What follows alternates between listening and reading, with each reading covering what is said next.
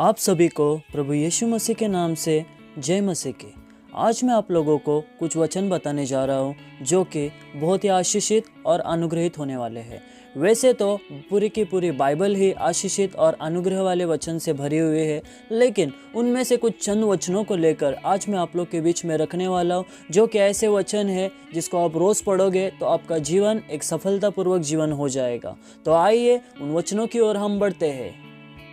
पहला वचन इस प्रकार है, नीति वचन 16 अध्याय का 3 वचन।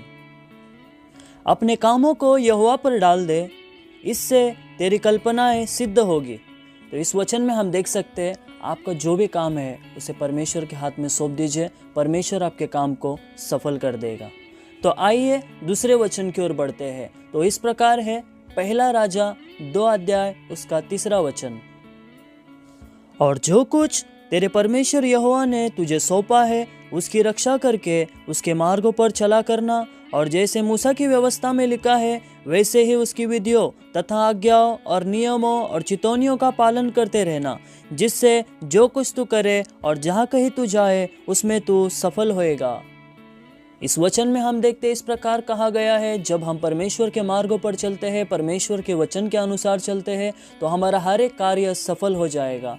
तो आइए हम इसी के साथ तीसरे वचन की ओर बढ़ते हैं, जो कि लूका 16 अध्याय का 10 से लेकर 11 तक हम पढ़ सकते हैं।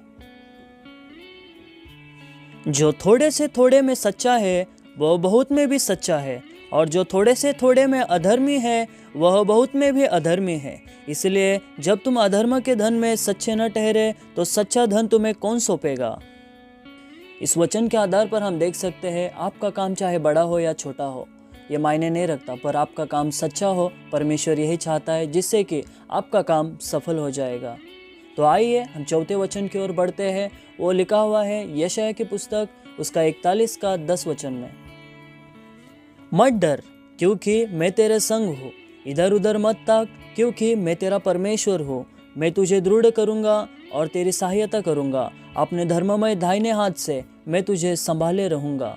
इस वचन के आधार पर हम देख सकते हैं हमारा जो विश्वास होना चाहिए और किसी पर नहीं, सिर्फ और सिर्फ परमेश्वर पर होना चाहिए। अपने विश्वास में हमको कभी डगमगाना नहीं है जिससे कि हमारे काम रुक जाए। अगर हमारा पूरा विश्वास प्रभु पर रहता है तो परमेश्वर हमारे हर एक कामों को सफल करता है। पांचवा वचन इस प्रकार है, यिर्मयाह की पुस्तक 17 का 7 वचन। धन्य है वह पुरुष जो यहोवा पर भरोसा रखता है, जिसने परमेश्वर को अपना आधार माना हो। इस वचन के आधार पर हम देख सकते हैं हमारे जीवन का जो आधार होना चाहिए सिर्फ और सिर्फ परमेश्वर होना चाहिए। हमारा पूरा भरोसा और विश्वास परमेश्वर पर होना चाहिए, जिससे कि हमारा हर एक काम सफल हो जाएगा।